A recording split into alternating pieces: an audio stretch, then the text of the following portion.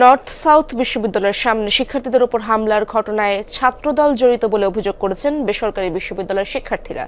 বুধবার মধ্যরাতে হামলায় আহতরা রাজধানীর কুর্মিটোলা হাসপাতাল ও ঢাকা মেডিকেল কলেজ হাসপাতালে প্রাথমিক চিকিৎসা নেওয়ার পর সাংবাদিকদের এসব কথা বলেন।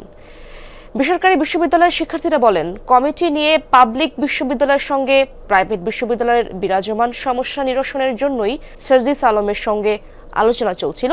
এমন সময় পরিকল্পিতভাবে 40 থেকে 50 জন বৈষম্য বিরোধী ছাত্র আন্দোলনের কর্মীদের উপর হামলা চালিয়ে কয়েকজনকে গুরুতর আহত করা হয়। হেনস্থা হন সার্জিস আলম।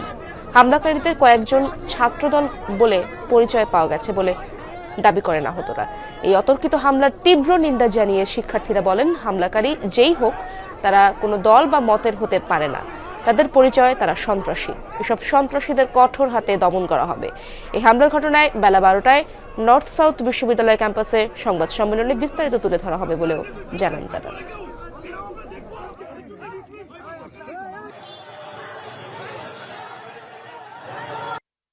আমি উভয় পক্ষকেই ঠান্ডা হতে বলেছিলাম।